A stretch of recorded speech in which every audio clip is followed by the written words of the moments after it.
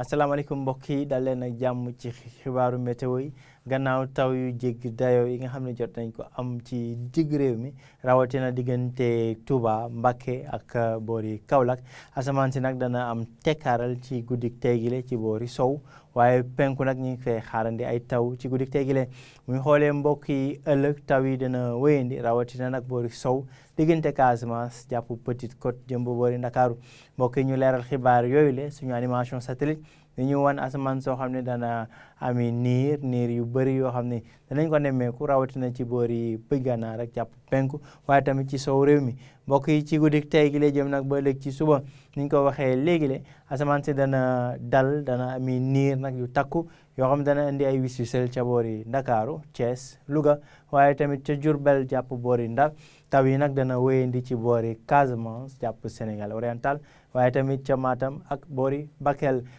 loolee noonu tamit danañ ko séntu ca boori Mbour Fatick Kaolack waaye tamit ca Kaffrine jàpp Podor ak boori Linguère mbokk yi température yi dana dal 20 degré ak ñeent la ñuy séntu ci boori bëj Saalum jàpp diggu réew mi jëm ba boori Thiès 20 degré ak juróom ba juróom benn mooy température yi gën a kawe ñu ngi koy xaarandi ca Dakar Mbour jàpp boori bëj gànnaar réew mi mbokk yi ëllëg ci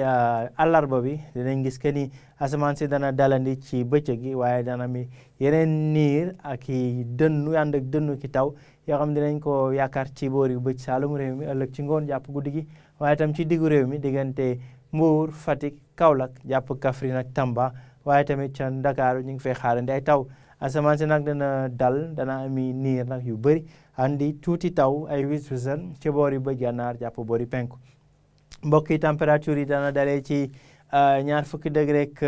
juróom-ñaar jàpp 20 degré juróom-ñeent la ñuy séntu diggante Louga Thiès waaye tamit ca boori Fatick Diourbel Kaolack ak Linguère ak Ndakaaru fanweeri degré ak ñett la ñuy séntu muy température yi gën a kawe ca boori bëj Saalum réew mi jàpp boori penku rawatina diggante Podor Matam ak boori Bakel mbokk yi li ma doon xibaar yi li ci gën a fës doon ay daanaka taw yoo xam ne dina wéyandi ci boori penku réew mi tey ci guddi waaye ñëwaat nag ca boori sow ci ëllëg ci ngoon jàpp guddi gi mbokk yi nag di masawo ñi nga xam ni ñoo ñàkk ci daanaka mënd bi li nga xam ni moo doon am diggante Touba jàpp Mbacké ak boori Kaolack jox leen dig daje rek mbokk yi ci yeneen xibaaru météo jërë ngeen jëf